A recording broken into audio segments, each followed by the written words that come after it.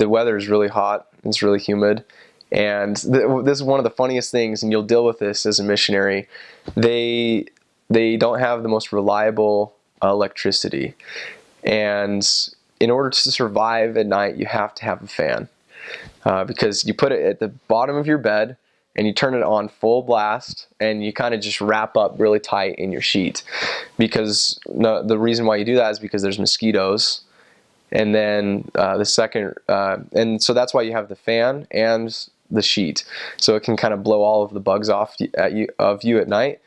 And the problem is when the electricity goes off, your fan goes off, and so you still have your sheet to kind of cover you, but then all of a sudden it gets super hot, and you can't be inside of your sheet because then you can't sleep. So you get out of your sheet, but then you get attacked by the mosquitoes. And so we call them blackouts. And I should say, like, I've probably never prayed harder in my life than during a blackout, because if the electricity never came back on, you would be awake all night. You couldn't get to sleep.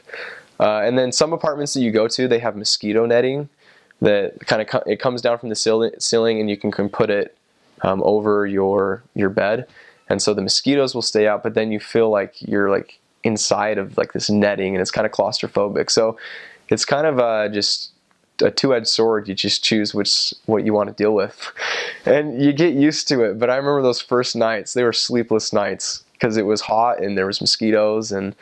But you learn to love sleeping with blowing air over you every single night. Yeah, and then when you get into the streets are really interesting. Like every single animal you could think of just walks in the streets. So I mean, there's dogs, and the dogs there, they're not like your dog that would come out of your house and be like, oh, like that's a cute dog. Like they all look like they have rabies.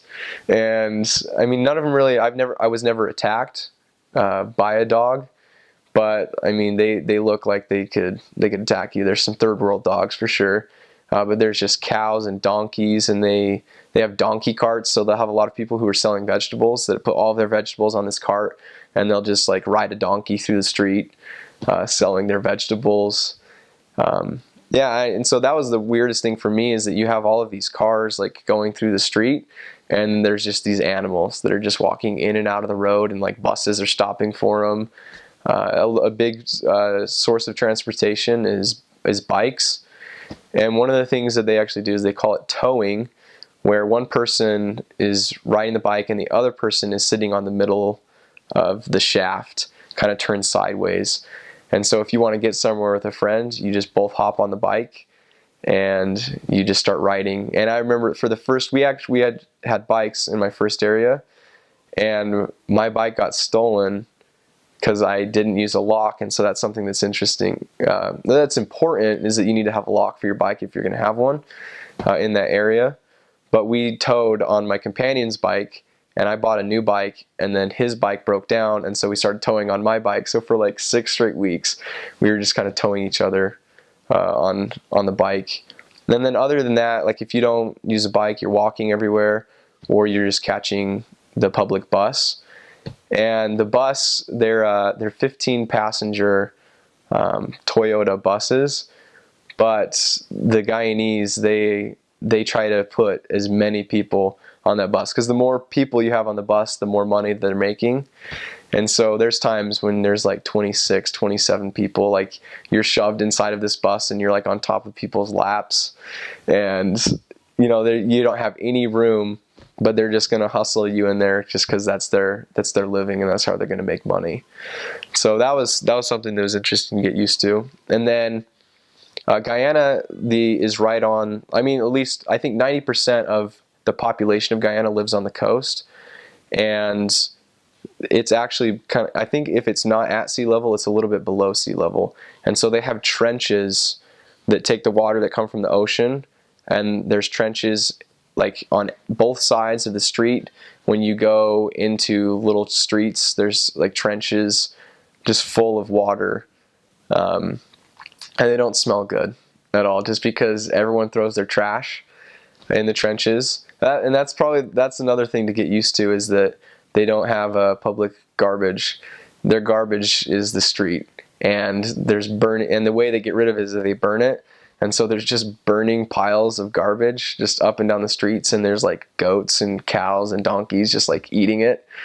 And so the smell was really interesting to get used to at first, but after like the first, week or so, you kind of forget about it, and it's just kind of normal after that. Yeah, Jonestown, that's what they call it, is north of Georgetown, where that incident actually happened. But there's some people on the street that would, like, just because we're white, they'll associate us with Jim Jones and his followers, and we just kind of have to, as Joseph Smith said, disabuse the public mind. A lot of people actually, they think that we're FBI or that we're CIA, just because we're that's their perception of the United States, is a white person in a white shirt and black pants and a tie. And so they would be like, hey, FBI, FBI, FBI, run, and so it's mostly people just like joking around and messing with you. So yeah, that was, and then everyone calls you white boy. So if you're Caucasian and you're going to be serving in Guyana, you're just going to have to get used to the name white boy. And so yeah, that's kind of a little bit about Jim Jones and kind of receiving that welcome from the people.